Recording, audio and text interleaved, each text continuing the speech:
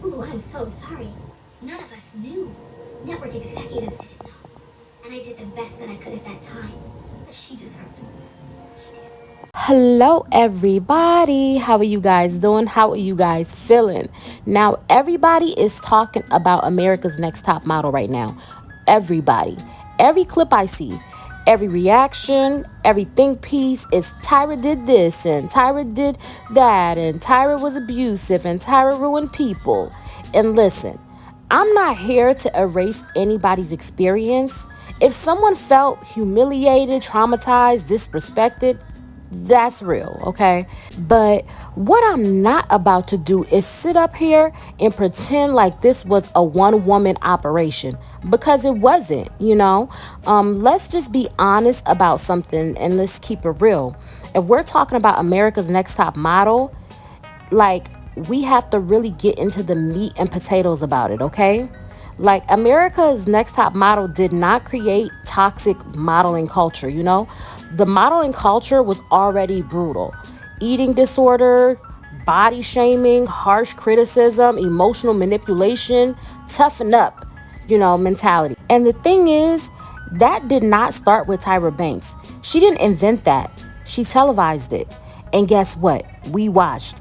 Every week, ratings weren't dropping because we were morally outraged. We were basically tuning in and they were going up. So if it was so horrific in the moment, why were we tuned in? That's just how I feel about it, you know? Let's not rewrite history. Reality TV in the 2000s was chaos, okay? Public humiliation, just screaming judges and like emotional breakdowns and just manufactured drama. Like, that was the formula. The more uncomfortable it was, the more viral it became. And America's Next Top Model, competed with that, like shows that thrived on that exact kind of same energy, And so, are we acting like Tyra invented something uniquely evil? I just don't like that narrative, And here's what bothers me the most. The narrative is acting like Tyra single-handedly wrote every insult, directed every challenge, controlled every edit, approved every episode, managed every judge. And I don't know, I can't get behind that, That's not how television works. There was producers, executive producers, network executives, story editors, camera crews, other judges. Are we saying that they had zero agency, zero power, zero accountability? Or is it easier to focus on the most visible face, And I get it, it was her show, but let's get real, right? Let's talk about the Tiffany moment.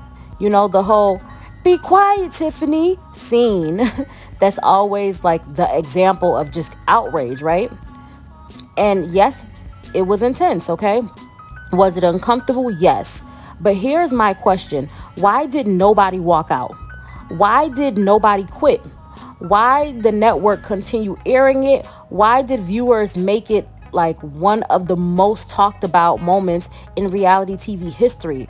Because drama sells, and it sold. Now, years later, it's framed as just a singular villain behavior, but in the moment, it was television gold.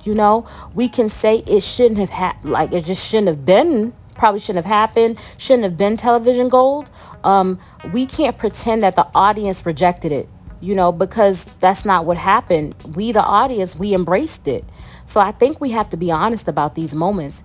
There were moments where, contestants were called things like just Dalmatian because of their skin.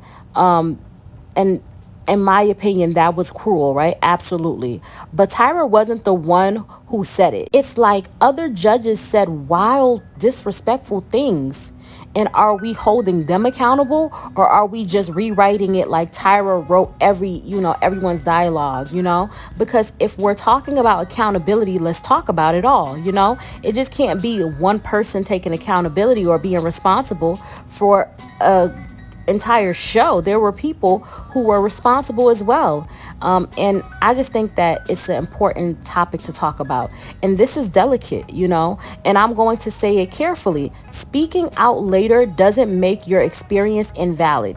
Growth happens, cultural awareness changes, but it does make me, just me, I don't know if it makes you all, ask, if it was unbearable, why stay, Why renew contracts? Why return all-star cycles? Why stay silent for over decades, Just why?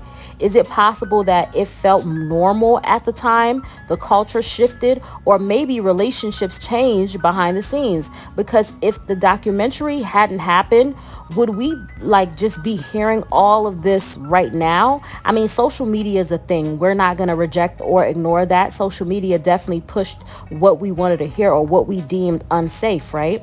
But is that why people are speaking out? I just think that that's a real question, And I want to even talk about the black woman factor, right? Like, now here's the part that people get uncomfortable with. Tyra Banks is black. She's a black woman who built something massive, okay? So I'm not saying that she's beyond, critique. What I am saying, right, is when black women are flawed in leadership, the villain narrative gets loud, okay? Louder than when systems fail, louder than when just network profits, louder than when executives approve content, okay? It becomes personal, it becomes emotional, it becomes she's evil instead of the industry was toxic. And I just think that difference matters, like accountability versus scapegoating. You can acknowledge harm, you can validate trauma, you can critique Tyra Banks's behavior, and still say this wasn't just her, this was the machine, this was an era, this was a culture, this was an audience, like this was capitalism. If we're going to just unpack it, let's unpack it fully, not conveniently. I'm just asking you all to just think about it in a deeper way, I'm still watching the documentary.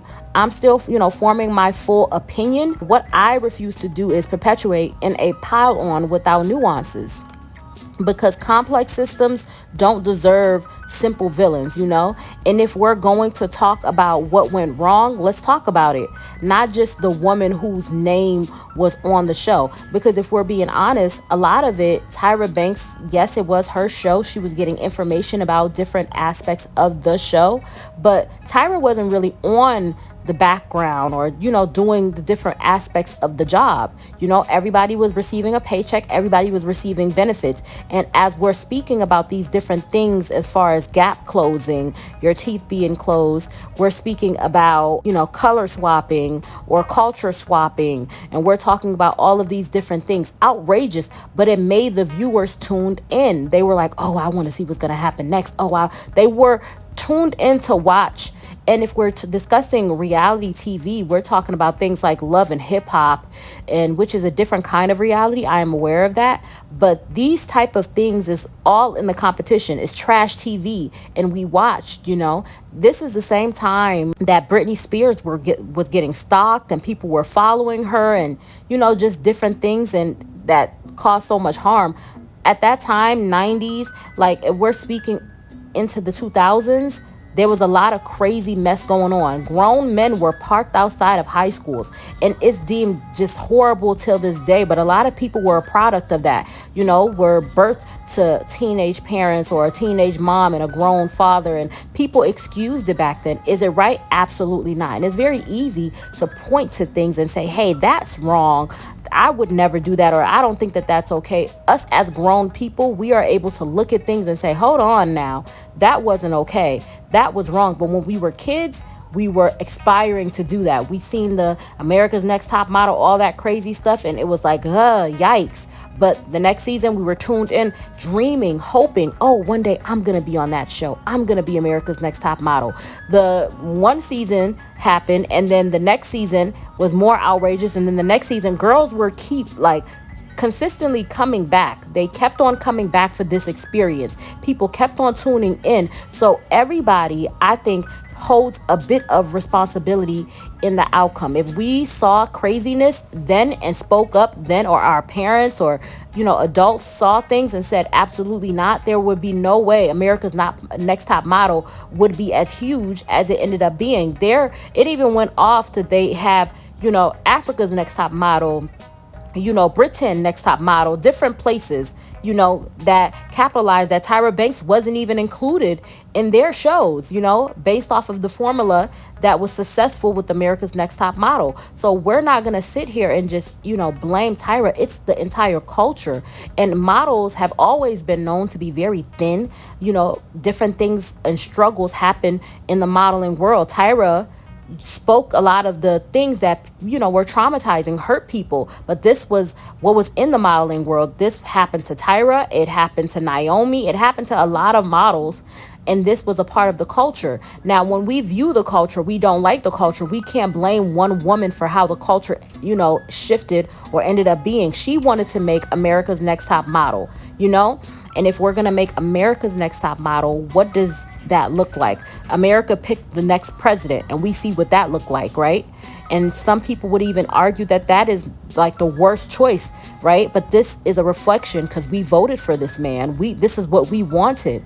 I think that we have to get real as a society and really tap into the fact that we are problematic. We, seek problematic things, and the things that we want or desire it can be harmful. And this is a reflection of that.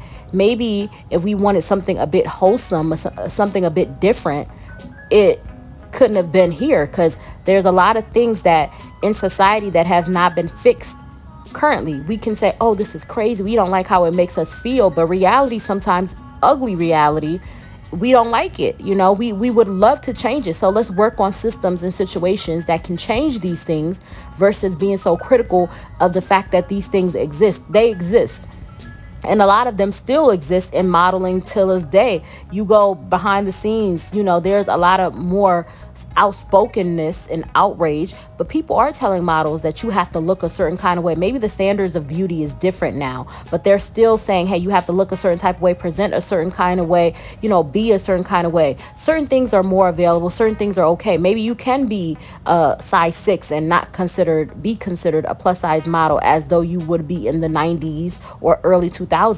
But the idea that this craziness that happens in the modeling world started with Tyra Banks, I just want to cancel that, because I don't believe that. It's not a one-woman show. Everybody, was active in it. What I like is, I believe his name is Miss J, on America's Next Top Model. It seemed like he was the only one who seemingly took a bit of accountability. Tyra Banks took a bit of accountability, a little bit, but not as much as I would like to see. Like, she spoke and said, hey, I felt like this was problematic, but I kept on pushing.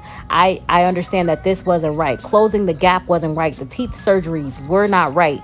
She acknowledged different things and said, yeah, that was wrong, but she never really apologized and said, I am sorry for this. And that's what I was looking for. So I get that. But I don't think it's just her. I think every one of them needed to apologize, because at any point they could have walked away from the job, the paycheck, but no, they had to pay their bills. UPN could have canceled the entire show if it was so problematic. But now it's like, Tyra did this, Tyra did that. No, you all, in my opinion, romanticized Tyra Banks because she was a celebrity, because she was the model. It was centered around Tyra and her pizzazz and what she did for the modeling world. So a lot of people came on the show because they wanted to meet Tyra, and because they wanted Tyra to be their big sister, Tyra to be their, some people, mother, Tyra to be that nurturing figure, and got hurt because it was like, no, she's out for self like most people are. It's these parasocial relationships. People are seeking connection. Tyra is not your mother. Tyra is not your sister. Tyra is not your cousin. Tyra is not your family. Just because she's a black woman does not mean she owes you safety, owes you care. You would like to believe that, hey, another black woman can protect me, would see safety and try to protect me and put me in good situations, but she does not owe you that. It would be kind if other black women, protected black women as that. Hey, I'm black, you're black, we're sisters, let's figure it out. But the world does not work like that. Most black women are not cool. You know, they're not friends. They're not a girl's girl, you know, especially in a world like modeling where it's a dog eat dog world. In some cases, Tyra Banks would be hiring her replacement, you know, will be hiring the next protege, will be hiring the next person that's going to be bigger than her. So you got to understand there is like a mix in that. It could be, hey, Tyra could work with you to be the next big thing because it's going to reflect positively on her. Or it could be, I don't want anybody else to be above me. So I'm going to, you know, chip away at your self-esteem, you know, give you a complex about yourself. Because yes, you may be the top, but I'm not going to push you to your full potential, because if I push you to your full potential, how is that gonna, you know, impact me and my future, my money, my bag, my career? You know, America's Next Top Model definitely shifted the fashion industry and what is viewed as fashionable. I give you that. But at the same time, people don't, in one breath, they want to speak about the nuances but not really take full accountability of the part that we played, the part that Tyra played, the part that the network played, the part that the photographer played, producers, all of that. So I think it's a deeper conversation if we're talking about it. But like I said, I haven't completed the series on Netflix. I'm still watching, but this is just how I feel about it at this moment. Let me know what you guys think. I love you guys to pieces.